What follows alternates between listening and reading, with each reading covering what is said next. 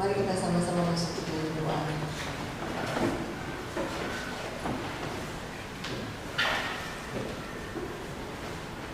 Bapa di dalam surga, kami bersyukur, berterima kasih ada waktu yang Tuhan berikan kami boleh bersekutu bersama-sama. Tuhan, kami mohon pertolongan, tenangkan dan teduhkanlah hati kami ya Bapa. Di tengah-tengah dunia yang menekan kami dengan segala tawaran, segala kesibukan, segala hal yang memburu kami, berilah kami satu ketenangan sejati ketika kami memikirkan kebenaran firman Tuhan.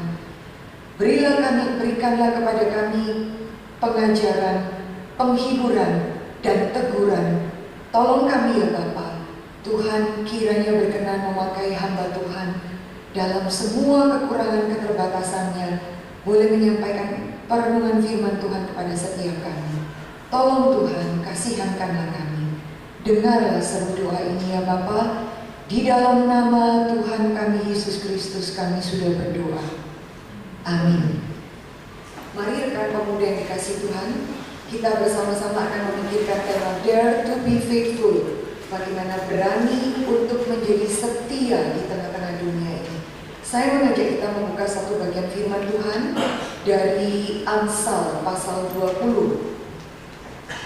Amsal pasal yang ke-20, kita akan melihat 3 bagian firman Tuhan.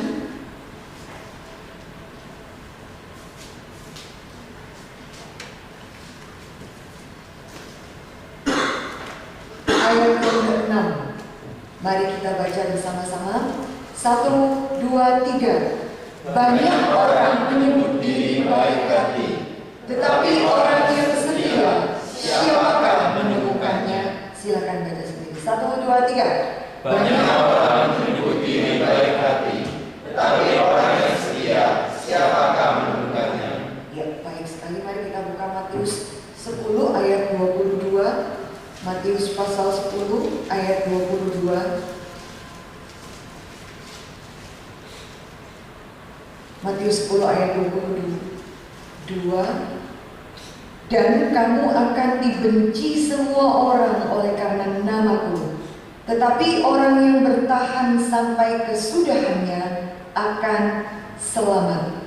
Kesudahannya itu hupomone, sering dipakai untuk menjelaskan tentang setia. Orang yang kamu akan menderita, orang akan menganiaya engkau, dibenci setiap orang karena namaku. Tetapi orang yang bertahan sampai kesudahannya, orang yang setia yang akan selamat. Banyak orang sebut diri baik hati, tetapi orang yang setia, siapakah mendapatkannya? Itu bentuk kalimat satire ya, seperti satu pertanyaan yang tidak perlu jawaban. Siapakah yang bisa mendapatkannya? Kita semua memikirkannya. Baru pertanyaan bagian terakhir, 2 Timotius pasal 1 ayat 13. Mari kita buka bagian firman Tuhan. 2 Timotius pasal 1 ayat 13. Mari kita baca bersama-sama. 1, 2, 3. Jika kita tidak setia, dia tetap setia, karena dia tidak dapat menyangkal dirinya. Sampai sedemikian. Remaja pemuda yang dikasihi Tuhan, waktu bicara tentang dare to be faithful, saudara dapat ayatnya di mana tadi? 2 Timotius ya? Kita baca ayat yang sama kan? Beda. Oh beda kan? Makanya wajah saudara tampak sangat berbeda ya. Coba kita lihat 2 Timotius pasal 2. Saya bilangnya pasal berapa? 1. 2 Timotius pasal 2. Mari kita baca sama-sama. Alkitabnya sama nggak ya? 1, 2, 3. Jika kita tidak setia, dia tetap setia, karena dia tidak dapat menyangkal dirinya.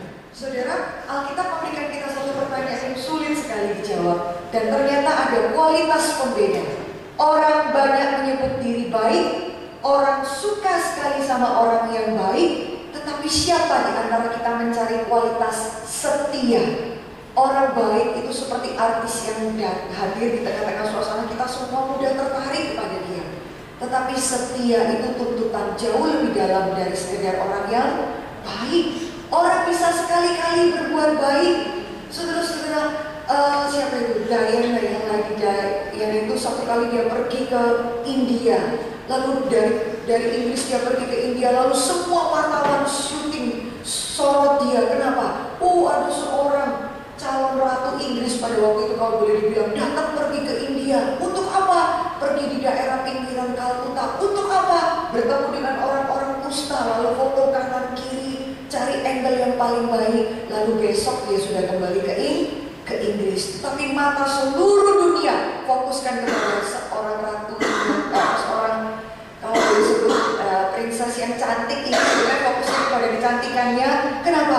How come dia bisa melayani orang-orang kusta seperti demikian? Tetapi kemudian di Kompas, saya ingat waktu itu ketika SMA ya, berita itu saya keeping, lalu disebutkan sebelum Diana datang di sana, Mother Teresa 40 tahun di Kalkuta, dan hampir sedikit sekali wartawan tertarik untuk mengamati siapa. Lalu saya teringat ayat firman Tuhan, banyak orang boleh sebut dirinya baik hati, siapakah yang setia? Saudara, kalau cuma berbuat baik hati sekali-kali kepada seseorang yang membutuhkan, kalau kita pergi ke panti jompo, pergi ke panti asuhan, melihat anak hidrosipalus dibuang sekali-kali, kita tunjukkan belas kasihan, it is too easy. Tetapi setiap hari membersihkan kotorannya, melap air liur yang keluar dari mulutnya, mengganti popoknya yang bau kencing setiap hari, itu artinya setia. Siapakah yang bisa melakukannya? Maka Bapak Ibu Saudara, pemuda sekalian yang dikasih Tuhan, ada tuntutan seperti demikian. Tetapi kita melihat kita hidup di tengah-tengah dunia yang sangat tidak menghargai tentang kesetiaan. Saudara, perhatikan, kita dikelilingi segala sesuatu tawaran, hal-hal sepele yang melatih kita itu untuk tidak setia. Kita mulai dilatih untuk tidak setia kepada barang-barang, sampai kita tidak setia kepada pekerjaan, lalu kita tidak setia kepada keluarga, dan ultimately kita tidak setia kepada Tuhan. Walaupun sebetulnya center utamanya banyak kali kita tidak bisa setia kepada Tuhan, maka dalam banyak hal teraplikasi hidup kita juga tidak bisa setia. Saudara-saudara yang dikasih Tuhan, hidup kita ini menekan kita untuk memberikan sistem nilai. Setia itu hari gini, lu setia, lu mati lu setia, pegang deh setia di tempat itu, lu gak dapat apa-apa. Setia terus aja lu jadi buruh kira-kira di tempat itu. Setia menjadi sesuatu penghinaan. Apa? Hari gini. Kenapa? Karena kita dituntut kompetisi, dituntut penciuman bisnis yang tajam, dituntut kompetisi. Siapa itu? Siapa yang kuat makan yang lemah. Harus lihat tempat itu prospek gak? Kalau tempat itu kagak prospek, ngapain gua ada di sana? Pemborosan waktu, menghargai segala sesuatu berdasar materi. Maka saudara akan lihat setia itu sulit sekali. Saudara-saudara, saat saya ketemu dengan satu orang teman di Petra ya, setelah lama tidak bertemu, masuk ke dalam kantornya, dia masih kerja di situ sebagai asisten dosennya. Teman-temannya bercanda, saya tahu orang ini very smart, keluarga sangat kaya. Lalu temannya bercanda, Bu Mercy ketemu dia lagi ya? Oh iya, kami teman lama sekali saya tidak ketemu dia. Kesian orang ini Bu, dari dulu, sekarang, dan mungkin selama-lamanya. Malah itu Tuhan Yesus. Tempatnya di sini. Saudara, dia diam. Lalu temannya ini memang dia kebangetan saudara ya, bikin kopi lalu balik lagi. Ini orang setia atau kagak laku, kita susah bedakannya. Saudara sudah berdiri ya, lalu dia katakan, kamu sendiri saya tahu otak saya dibanding otak kamu, kira-kira mana yang lebih benar? Saya ini berdiri ya. Kamu sendiri tahu berapa keluarga saya tidak butuh uang. Kira-kira kamu harus tahu kenapa saya tetap duduk di tempat ini. Terus temennya yang suka ganggu dong, oh bro, bercanda, itu aja udah marah. Tapi saya pikir memang orang-orang yang sering mengeluarkan kalimat sia-sia ini perlu sekali-kali dikasih shock terapi ya. Tidak semua boleh dibercandain ya. Jadi waktu dia mengeluarkan kalimat itu, karena saya tahu, oh orang ini pintar sekali. Kenapa dia mau bertahan di tempat itu? Karena dia katakan, saya jelas kok. Panggilan Tuhan saya memang beban di pendidikan untuk mahasiswa, dan saya kerjakan segala sesuatu setiap perkara kecil. Saya bilang, aduh jangan sampai temennya ini menjawab lagi ya, setiap perkara kecil 20 tahun lo tetap kecil gitu kira-kira. Untung dia gak jawab gitu. Aduh bisa terjadi perang yang gak perlu nih di dalam ruangan ini. Terus dia respect teman saya ini saudara.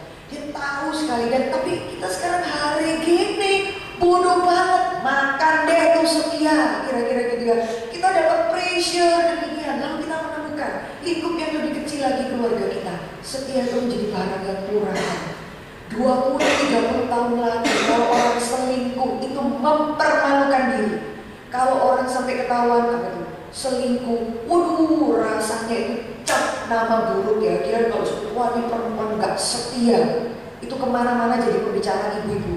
Laki-laki tidak setia, pulang kampung ketakutan saudara, mungkin orang tutup pintu sebagai penolakan.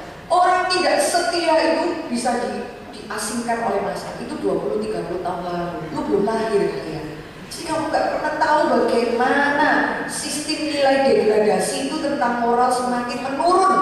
Ya, sistem penghargaan terhadap hal yang mulia sekarang jadi sampah, yang sampah jadi mulia. Di balik semua sistem nilainya, maka saudara akan menemukan segala hal yang tidak setia sekarang dijadikan lagu.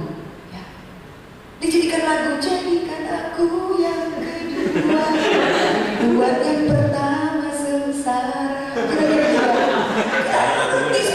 Dan itu menjadi lagu yang keren, dinyanyiin. Saya kadang-kadang bingung dengarkan beberapa lagu-lagu sekarang ya apa tuh lagunya, ya gak perlu lagi nyanyiin ke TV ya. Oh jadi kalau bosan istri kedua, cari istri ketiga, jadi lagu. Saya bingung dengerin anak-anak itu nyanyi lagu seperti itu ya. Lalu segala hal yang bagi kita itu dulu, maaf ya kalau boleh pakai haram disebutkan, sekarang menjadilah lagu, menjadi nyanyi, nilai perselingkuhan. Maaf ya, ada lagu cinta satu malam, begini. Ya ampun. Dan itu menjadi lagu, gitu kan? Ngetren. Kalau kamu perhatikan ya, beberapa lagu-lagu sekarang itu penghinaan terhadap kesucian, penghinaan terhadap hal yang mulia. Semua yang mulia orang akan bilang gini, hari gini makan deh itu setia, hari gini integritas, makan deh integritas, lu pasti digilas habis. Maka kita melihat pembalikan, semua yang sampah, semua yang gak ada nilainya itu diagung-agungkan menjadi lagu. Maka saudara tenang sejenak lalu melihat, waduh, lalu kita masuk ke hal yang paling personal, barang-barang yang kita pegang. Kita sekarang dikebur sama dunia gadget itu tidak bisa setia pada satu barang. Justru perhatikan ya, semua keluar smartphone, Android gadget yang baru itu, waktu dia keluar, kesannya itu Anda punya IT paling keren saat itu. Kayak Samsung S berapa? 4 S5 lah, S Elite ya, kira-kira gitu ya. Semua lo pamerkan, gue punya Android, gue punya keluaran baru. Saya mau tanya, bertahan berapa lama? 6 bulan kemudian keluar yang baru. Punya Anda dan saya itu kelihatan jadul zaman dinosaurus. Maka satu kali ada di mall saya lihat orang itu jual pamerin rumah ya, lalu dia bikin acara seru-seruan. Dia katakan demikian supaya orang itu datang. Siapa di antara bapak ibu punya handphone? Dia tunjukkan handphone jenis ini, saya tidak perlu sebutkan ya, tahun sekian dia tunjukkan contohnya. Maju ke depan, akan bawa pulang layar datar, TV layar datar 40 inci ini. Ayo, saya lihat gini, 22 tahun lalu punya tuh HP itu segini kelompok yang tahan banting banget tuh, hitam kecemplung dimanapun ada di saya berkali-kali maaf ya, pernah pelayan itu ya jatuh di toilet, saya susah sekali keluarnya, nyalain, sehat walafiat kali ini nggak seperti yang sekarang. Oh dia sudah senang, dia berani bangga tantang bawa layar datar. Siapa gue? Gak ada saudara. Dia bilang, oke, tidak ada. Saudara tahu nggak? Ada. Di ujung belakang itu saudara ada emak-emak ya. Dia jalan, punya. Dia jalan, dia tunjukkan HP-nya. Dalam bahasa itu mateng. Jadi kenapa? Dia pede. Gua kasih ini nih. Gak tahu dia cuma mau ngumpulin orang supaya tertarik datang lihat pamerannya aja ya. Saya nggak tahu itu bener-bener itu bosnya suruh kasih ini, kalau dia cuma mau ngegombal aja karena waktu Aki itu datang 2 orang tuh di depan kayak mau berantem. Ih beneran beneran dikasih nggak ya, beneran dikasih nggak. Perang ribut mereka di depan saya, bisa lihat itu aki itu sampai mau ambil kopernya, mau nutup orang. Kenapa? Saya berpikir ini bohong nih, lu bohong, kemakan lu sama kata-kata lu sendiri. Ternyata beneran ada. Dia nggak pikir kalau masih ada orang seperti itu. Dan yang punya memang tidak akan seperti kalian yang 30 tahun ke bawah, 25 tahun ke bawah, yang ada adalah wow punya. Umur angkatan keberapa?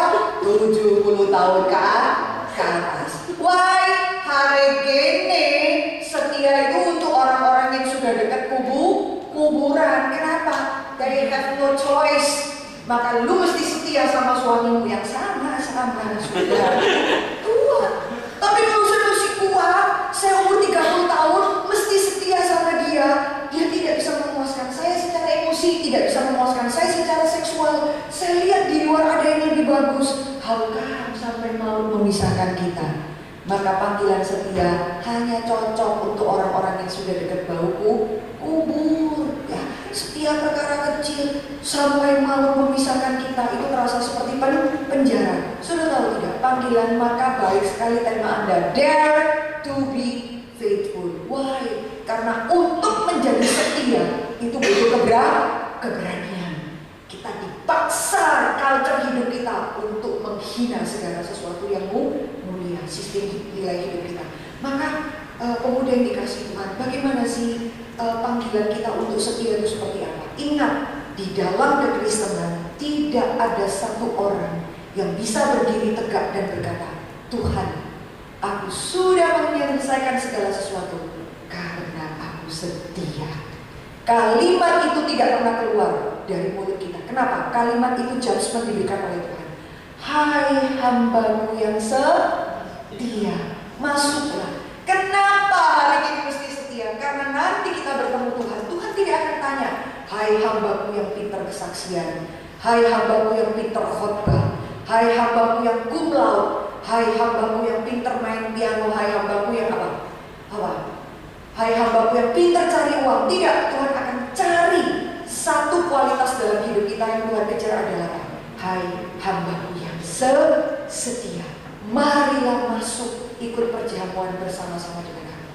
Saudara, kalimat itu keluar dari Tuhan, menjadi pembenaran yang Tuhan beri dan kita terima. Dan Alkitab katakan apa? Jikalau kita tidak setia, Allah tetap setia. Itu menjadi pengertian kita. Kita ini orang di dalam kekristenan dididik oleh Alkitab. Tidak ada satu orang yang ketemu Tuhan bangga. Tuhan, lihat ya, kau suruh aku setia. Everything's gonna be okay. It is done, Lord. So, saya boleh masuk surga. Tidak. Kita bisa setia itu karena anugerah Tuhan yang topang kita untuk bisa setia. Ya, jadi itu amazing grace, how sweet that sound. Kebenaran anugerah itu kita terima bukan cuma di pintu awal kita bertobat. Tidak. Kebenaran anugerah itu menopang seluruh hidup kita sampai kita bertemu Tuhan muka dengan muka. Bukan cuma kita diterima karena anugerah Tuhan, bukan. Tapi seluruh hidup kita ini adalah anugerah Tuhan. Anda dan saya bisa setia di tengah-tengah dunia ini kalau Tuhan tidak topang, tidak bisa.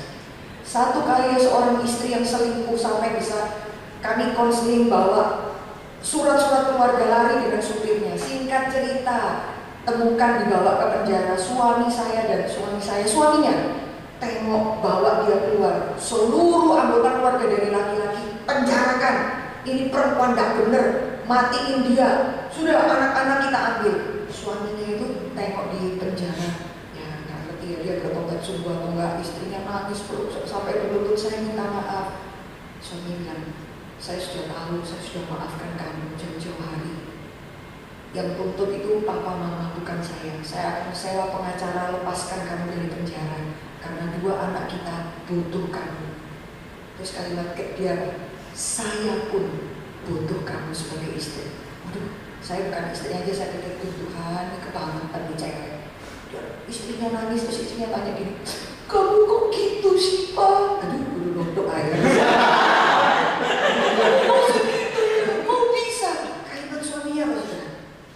Kalau saya pikir secara rasio ditimbang-timbang, saya benci sekali sama kamu. Kalau ditimbang-timbang berdasar emosi, saya tidak bisa mengampuni kamu. Terus dia kata apa? Saya mau terima kamu, belajar untuk setia, karena saya tahu Tuhan sudah setia topang saya. Saudara, kalimat itu bagi suami saya dengarkan di ruang sebelah. Saya bilang, Tuhan, tolong, ada banyak jemaat itu memiliki hati hamba Tuhan. Banyak hamba Tuhan punya hati orang bisnismen yang kadang susah itu. Maka waktu saya lihat itu, saudara katakan saya nggak mungkin bisa rasio emosi, saya akan buangkan. Tapi saya tahu saya bisa setia karena Tuhan juga topang. Alkitab katakan Allah setia sekalipun kita tidak setia. Kalau kamu tidak setia pada saya buang kamu. Saya tahu Tuhan pun masih terima kamu. Iya kan? Why saya tidak bisa terima kamu sebagai suami? Saudara, mereka nangis. Saya melihat ya, pengampunan itu memang seperti menaruh bara ke atas kepala orang lain. Tidak bisa mata ganti mata, gigi ganti gigi. Memang sudah betul Alkitab bilang mata ganti mata, gigi ganti gigi itu horor, saudara. Itu kumpulan keluarga yang buta dan ompong. Jadi kalau Alkitab bilang itu memang bagus sekali, pengampunan itu membuat suasana jadi indah. Saudara ngerti gak sih maksud saya? Jadi cuma bingung ini orang ini ngomong apa di depan gitu ya. Waktu saya renungkan lagi, jangan mata ganti mata, gigi ganti gigi, itu indah sekali. Saudara paksa mata ganti mata, gigi ganti gigi, saudara bisa menang, tapi dalam keadaan memalukan, kondisi yang sangat memalukan. Maka di balik bagian itu kalimat suami itu luar biasa. Kita bisa satu kali waktu tidak setia. Maka Tuhan pernah bilang apa? Waktu Tuhan peringatkan Petrus ya, di antara kalian semua akan ada yang menyangkal aku. Dia berdiri kan, Tuhan, kalau mereka semua lari tinggalkan engkau, ya langsung biasa kan. Petrus gitu kan, ngomong dulu pikir belakangan. Aku akan mati bagimu. Tuhan ingatkan apa? Petrus, sebelum ayam berkokok, kau sudah sangkal aku tiga kali. Tetapi aku berdoa buat kamu. Lukas mencatat itu. Aku berdoa untuk kamu. Tetapi engkau, setelah engkau insaf, engkau harus kuatkan saudara-saudaramu yang lain. Amazing. Tuhan tahu bahwa dia akan menyangkal Tuhan, bahkan bersumpah, aku tidak kenal dia. Saudara tahu tidak kenapa Petrus bisa kembali setia? Kenapa Petrus bisa mengatakan, Tuhan, engkau tahu aku mengasihi engkau 3 kali. Kenapa dia bisa mengeluarkan kalimat pertobatan? Karena apa? Dimulai dari kesetiaan Tuhan menerima dia. Paulus catat itu. Kalau kamu dan saya tidak setia, Tuhan tidak bisa menyangkal dirinya. Karena dia adalah Allah yang setia. Maka karena dia setia, kesetiaannya yang menopang kita. Dia tetap setia. Maka Petrus bisa kembali, Petrus bisa dipulihkan, bukan karena dia hebat, bukan karena dia terlalu berharga, bukan karena dia pemimpin di antara 12 murid. No, dia setia, bisa kembali berkali-kali. Kenapa? Karena Tuhan berkata, aku berdoa untuk engkau. Kalimat itu yang Tuhan tidak berikan kepada Yudas. Kalimat topangan Tuhan itulah yang Tuhan tidak berikan kepada orang bukan pilihan, tetapi kepada setiap orang pilihan. Kita akan melewati kesulitan. Someday kita bisa ekstrim loh, menyangkal Tuhan. Kadang di tengah-tengah ketakutan, di tengah-tengah takut mati, ada saatnya kita begitu ketakutan dan kalau kita tidak kenal Tuhan, demi harta, demi nyawa, demi kenyamanan diri kita. Puji Tuhan, kalau satu kali kita boleh kembali pulang, itu orang Kristen betul-betul dari titik awal sampai akhir hidup dari anugerah. Tuhan sudah berdoa untuk kita. Jadi Tuhan tahu tidak Petrus akan menyangkal? Tahu. Tahu tidak Tuhan bahwa Petrus akan bersumpah tidak kenal dia? Tahu. Tapi Tuhan mendoakan orang-orang demikian. Puji Tuhan. Maka kita bisa setia, kata Alkitab, karena Tuhan sudah lebih dulu setia dalam kehidupan kita. Kedua, saudara, bagaimana dalam kehidupan kita itu bisa setia ketika tahu kasih Tuhan yang begitu agung? Bagaimana kita bisa setia karena tahu standar yang Tuhan kejar dari hidup kita bukanlah berapa pangkat, berapa kaya, dan berapa hebat kita berbicara di depan, tetapi setia. Saudara, kedua adalah saudara mesti pikirkan baik-baik ya. Apa sih yang menjadi prioritas hidup saudara, yang menjadi tujuan, yang menjadi verifikasi hidup saudara bahwa saya hidup untuk ini? Apa yang saudara kejar di tengah-tengah dunia ini? Saudara, Alkitab pernah katakan tentang perumpamaan penabur. Ada 4 jenis tanah ya, benih yang jatuh. Saudara, ada benih yang jatuh di pinggir jalan, dimakan burung, dijelaskan sangka buruk itu seperti si jahat yang merampas benih firman Tuhan. Ada benih yang jatuh di tanah berbatu-batu, katanya tanahnya tipis, lalu layu, tidak berakar. Ini seperti apa? Oh, ini seperti orang yang gembira. Itu orang-orang di gereja itu kebanyakan gembira dengan firman. Terutama kalau ada yang lucu-lucu. Oh, bagus, lucu lah Tuhannya. Gembira, mereka senang. Tetapi tidak tahan dengan penindasan dan penganiayaan. Kemudian benih itu mati. Yang ke bagian yang ketiga, ada tanah yang jatuh di tanah yang semak berduri. Semak itu menghimpit.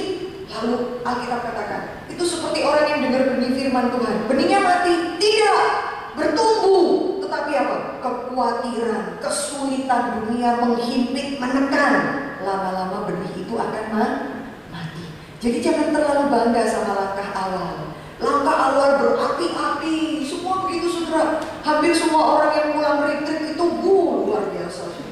Retreat, pemuda, kaosnya kembar sama pink. Pemuda GKT Hosana Garuhan ya, hidup bagi Kristus. Mau pulang tiap hari pakai cuci pakai. Lalu terakhir, pemuda hidup bagi Tuhannya udah pernah setrika berapa kali kan ya? Tulisan paling gede kan tulisan Tuhan. Berapa lama hidup bagi apa nih tuh. Lalu 3 bulan kemudian sudah mulai lemah lesu, lalu memikirkan tahun depan retreat di mana lagi ya? Kenapa? Karena pada waktu langkah awal, itu berapi-api, semangat kayak orang naik ke atas gunung, kita nggak usah turun di gunung deh. Kenapa? Di sini enak, tiap hari nyanyi puji Tuhan, dengar firman, games, hadiah, enak sekali ya. Alkitab katakan tidak. Turun ke gunung, dari gunung ke bawah. Hidup itu teraplikasikan, masuk di dalam dunia nyata. Nah itu yang susah Tuhan. Dunia nyata itu kayak apa? Setrikaan. Lama-lama itu tulisannya hilang. Pertama kali semua senang pakai. Saudara, bukan langkah awal yang menakutkan. Walaupun itu penting sekali, titik langkah awal. Tetapi jangan lupa bagaimana mengakhiri sampai setia itu penting sekali. Kenalilah ada banyak hal yang mengikis hidupmu.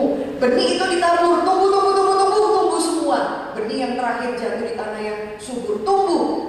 4-4-nya tumbuh, tetapi 3 mati. Langkah awal dan langkah akhir penting, dan langkah akhir itu menentukan siapa kita di hadapan Tuhan.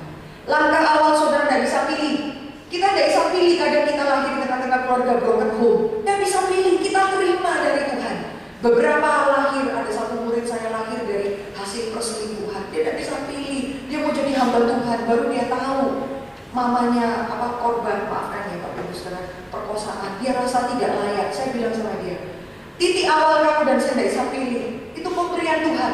Tapi titik akhir kamu bisa tentukan. Tanda kutip ya, berjuang mati-matian. Tidak boleh sembarangan dalam titik akhir hidupmu. Saudara, titik awal kita terima orang-orang seperti Gideon. Dia lahir di tengah-tengah keluarga yang dibuang, mamanya pelacur. Ya saudara-saudara, lalu Gideon titik awal dia begitu rendah hati. Saudara tahu tidak, Gideon pada masa tuanya dia membawa bangsa Israel membangun berhala untuk menyembah dirinya sendiri. Alkitab mencatat ada tokoh-tokoh itu titik awal sampai titik akhir begitu lurus di hadapan Tuhan. Abraham, Yusuf, orang-orang yang memulai dari titik awal sampai titik akhir lurus di hadapan Tuhan. Daniel, tapi sebetulnya Alkitab mencatat jauh lebih banyak orang yang mengakhiri titik akhir dengan air mata. Sekalipun mereka anak Tuhan, tidak mempengaruhi keselamatan, tetapi mempengaruhi hidup mereka. Babak belur hidup di tengah-tengah dunia. Alkitab catat Simpson, anak ini dari kandungan ibunya sudah dibilangin dipenuhi Roh Kudus. Gak ada anak diberkati seperti Simpson. Lahir dengan kondisi, waduh ini persis kayak Princess of Charming ya. Diberkati badannya sehat, memang tebar pesona. Kemana-mana cewek-cewek suka dia. Celaka, dia mengakhiri hidupnya teguk lutut di sudut kerling. Lagu itu ada, kamu belum lahir demi seorang Delila, lalu dia pertarungan, padahal sebelum ini dia sudah ditipu berkali-kali. Mengakhiri hidupnya jadi apa? Badut. Simpson jadi badut, jadi hiburan orang Filistin, tertawaan. Dan satu murid saya katakan, tapi Simpson sebelum mati berdoa. Tapi kalau kamu di rumah lihat doa Simpson adalah doa penuh kebencian, penuh dendam. Dia bilang apa? Tuhan, dengarlah doaku satu kali ini. Balaskanlah sakit hatiku, mataku ini. Bunuhlah orang Filistin. Kok bisa kan? Dari awal pendendam sampai mati juga pendendam. Bisa. Tapi Tuhan akan izinkan dia menutup chapter hidupnya dengan memalukan. Jadi apa? Badut. Jadi tontonan, jadi hiburan saja. Tuhan dengerin doanya, doanya salah loh Tuhan. Bukan Tuhan jawab doa yang salah.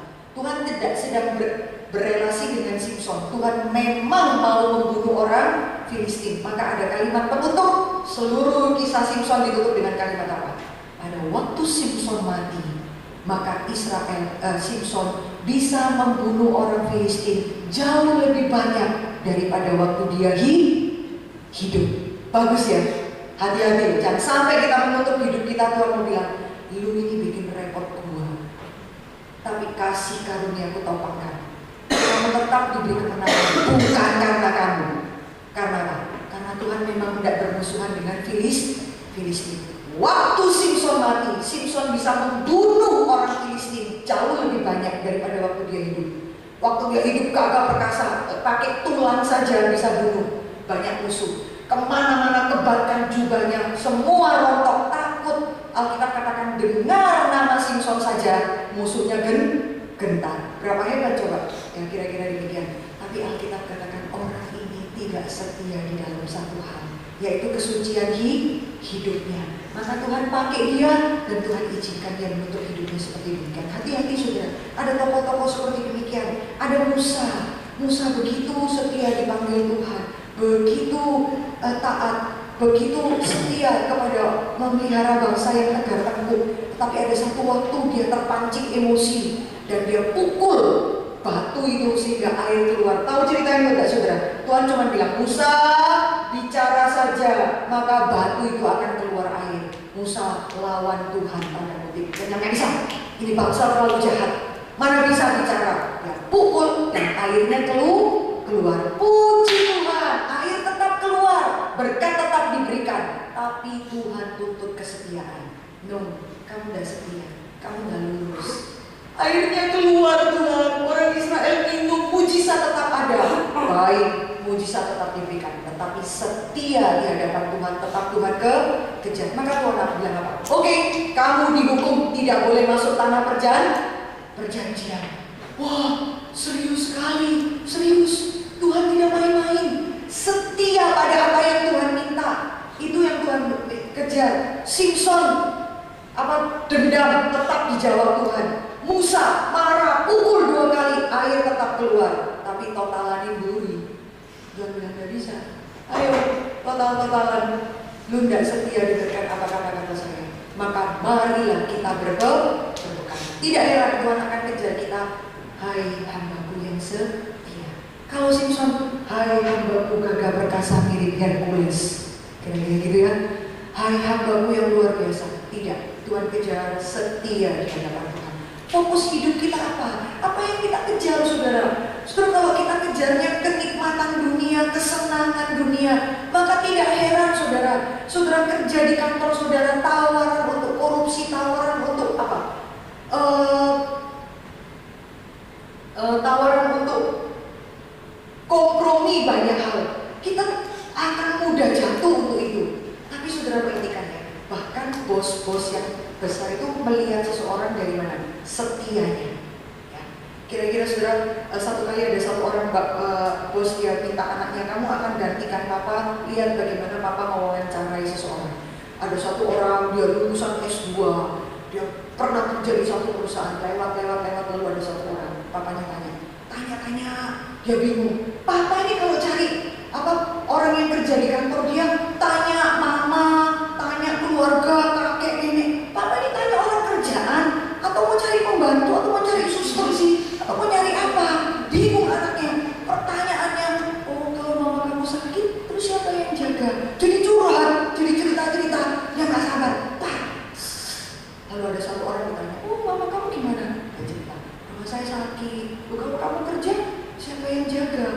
Yang gak ada. Tapi Tapi saya usahakan pagi-pagi saya masak buat mama, saya simpan di kulkas, nanti pulang dia cerita, loh mama bukan stroke, nggak bisa rawat dirinya sendiri. Iya, tapi tangan kiri mama masih bisa. Kalau saya jikalau diterima, boleh nggak saya pulang 10 menit lebih cepat supaya bisa atur makan malam mama.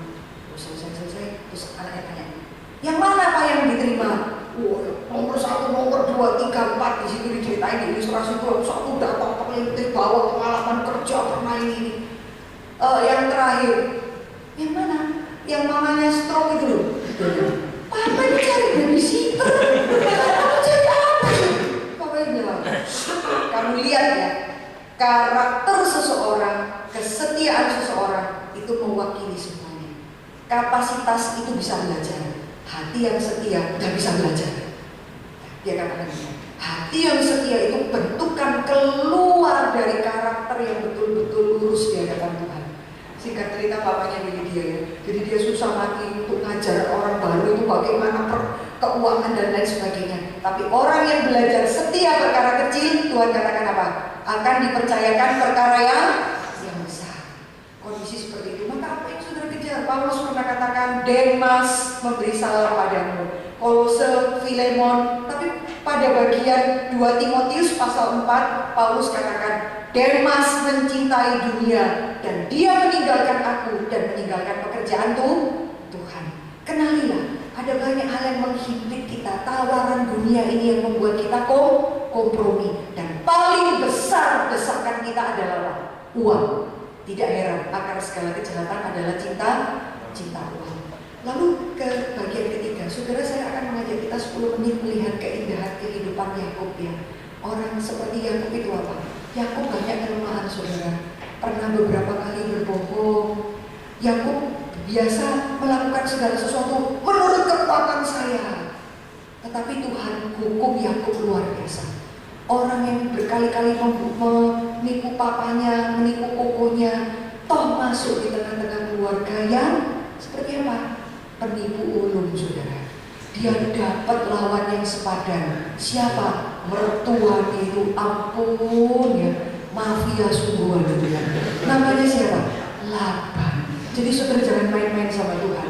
Justru karena kita tahu kita anak Tuhan sejati, kita mau buat salah apapun Tuhan akan hajar kita. Tuhan akan didik kita. Justru kita curiga, kalau kita hidup sudah gak bener, terus gak diapa-apain sama Tuhan.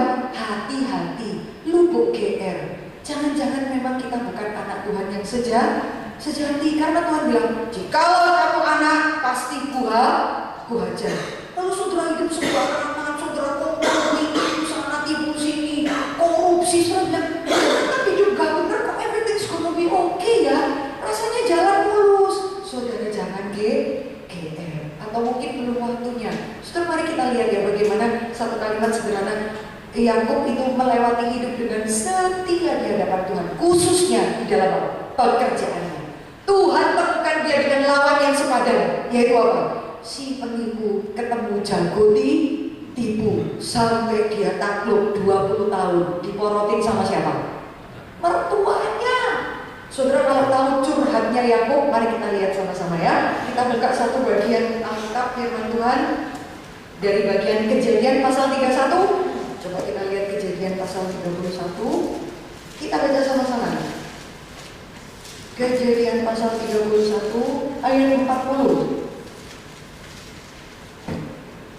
1, 2, 3.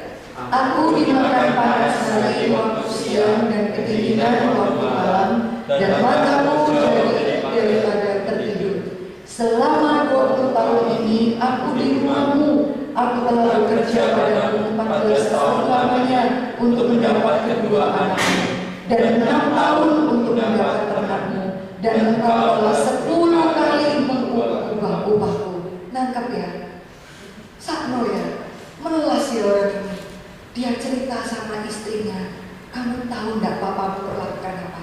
Lalu dia cerita, aku kerja 20 tahun, 14 tahun kerja untuk membuktikan cintaku padamu. Memang keluarga ini lucu ya, sinetron banget ya.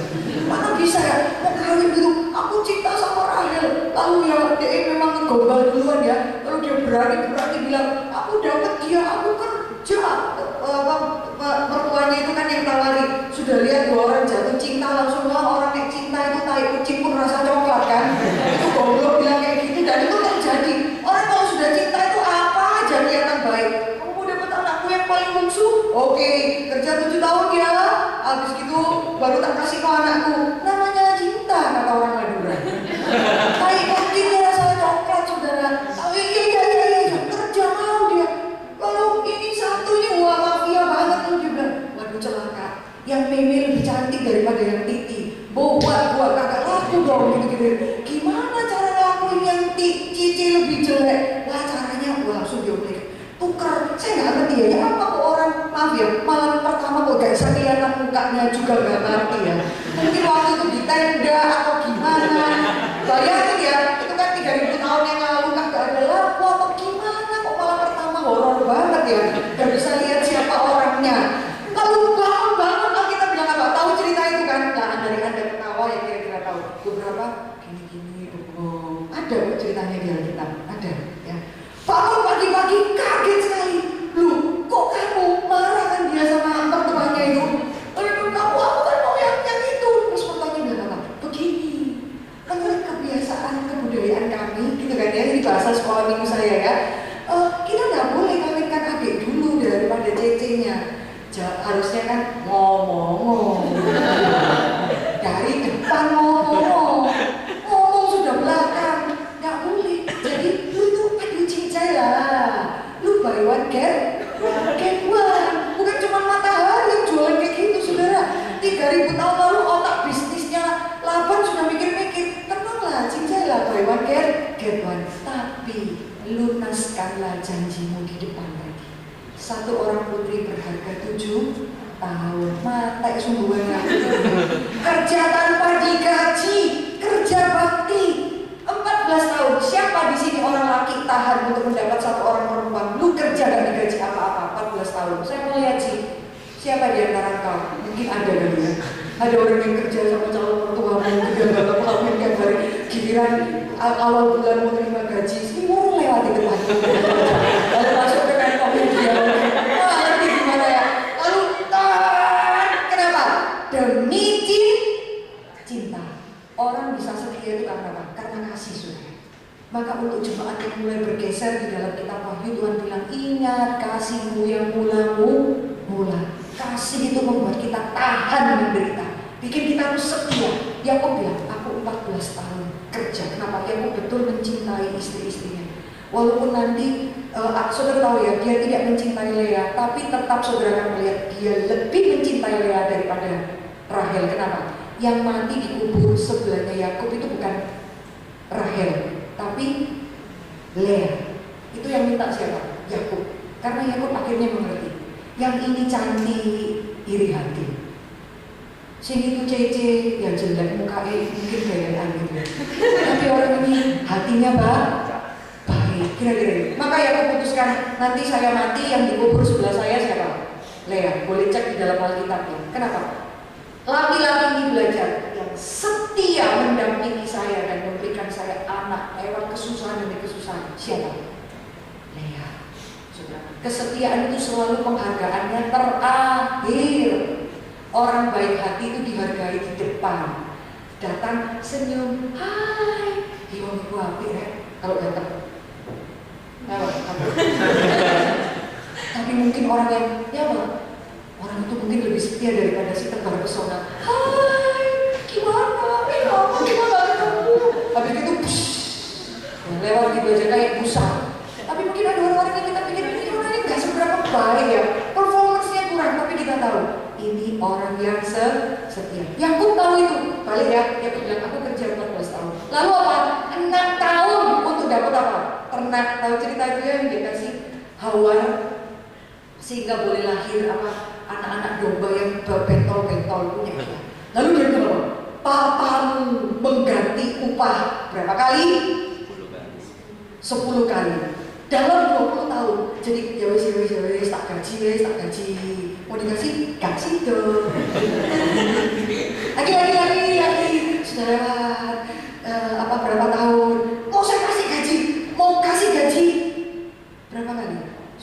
lihatnya orang itu diganti upahnya 10 kali. Itu namanya penghinaan.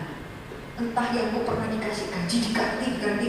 Kalau sampai bilang, papamu itu kebangetan, gaji aku itu diganti 10 kali. Saudara kira 1 juta jadi 2 juta, 2 juta dari 40 juta. Nggak mungkin dia nelongso.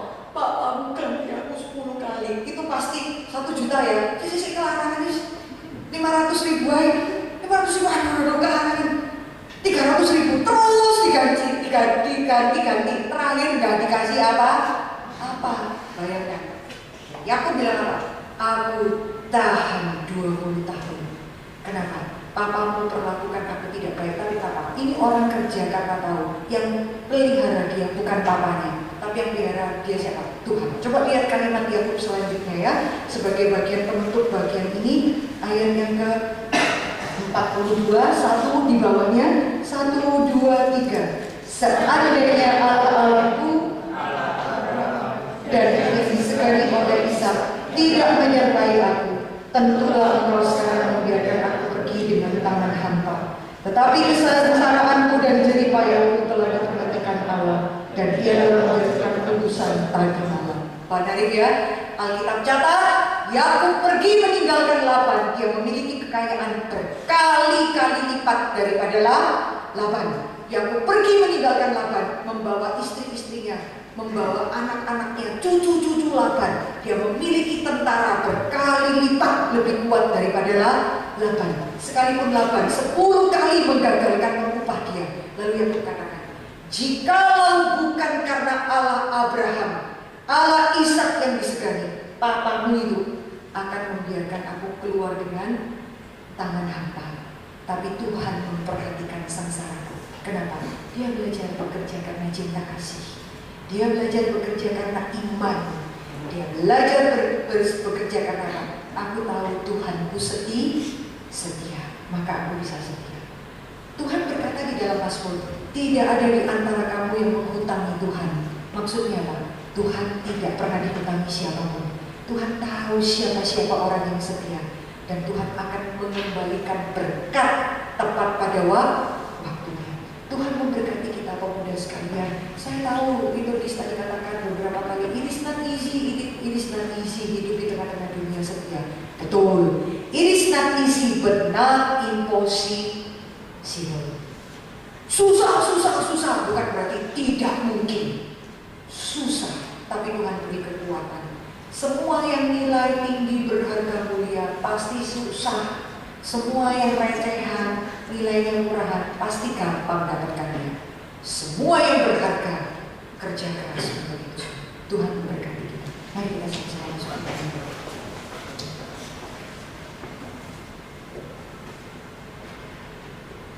Ku mau seperti-Mu Yesus, disempurnakan selalu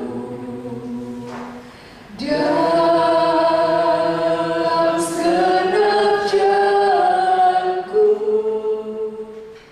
memuliakan nama-Mu.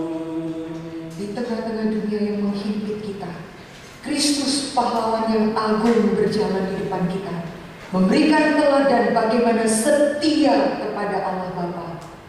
Ada satu kali dia berseru, kalau boleh cawan ini lalu dari hadapanku, tetapi bukan kehendakku, kehendak-Mu ya Bapa.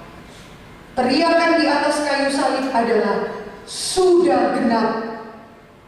Dia setia sampai pada akhirnya. Maka segala kesulitan kita untuk setia di tengah-tengah dunia ini menjadi tidak bernilai, karena Tuhan kita setia sampai pada akhirnya. Mengalami semua penghinaan, celahan, pelecehan, kutukan dari manusia, tetapi setia menjalankan kehendak Bapa sampai pada akhirnya. Karena kasih, karena setia. Mari kita tenang teduh di hadapan Tuhan.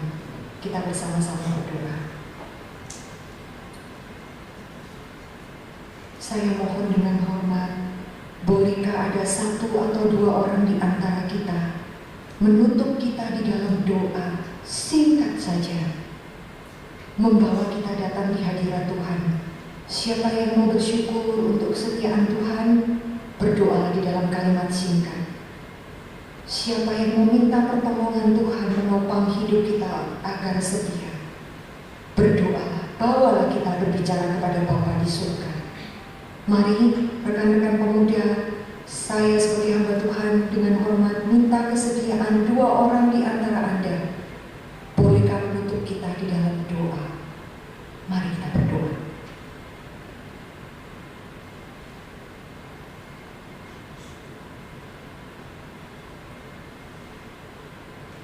Siapa saja dua orang di antara kita, jangan saling menunggu.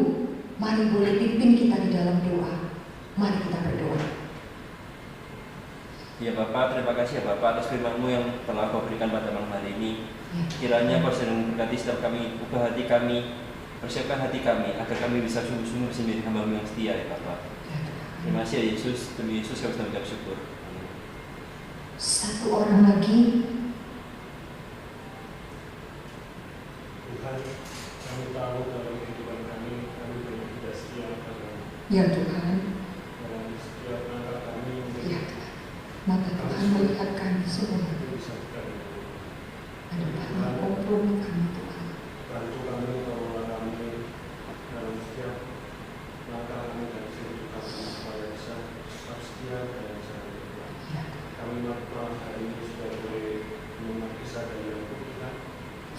Ucap syukur dengan kesempatan ini. Ya. Terima kasih Tuhan. Kami Yesus kami ucap syukur. Bapa di surga, hamba-Mu ini rindu berdoa bagi setiap pemuda ini. Tuhan, teguhkanlah kami untuk belajar setia kepadamu di dalam segala perkara, sehingga kami boleh setia dalam pekerjaan kami. Kami setia dengan pasangan kami kelak. Kami setia menanggung kesulitan-kesulitan tekanan. Kami tidak gampang melarikan diri dari panggilan Tuhan. Tolong kami Tuhan, supaya kami boleh setia kepadamu, dan kesetiaan kami boleh menjadi berkat yang nyata bagi orang-orang di sekitar kami. Berkatilah semua pemuda di dalam tempat ini Tuhan. Teguhkanlah iman mereka dimanapun mereka berada, dan pakailah mereka menjadi terang yang nyata. Terima kasih Bapa. Dengarlah seru doa kami ya Tuhan. Di dalam nama Tuhan kami Yesus Kristus kami berdoa.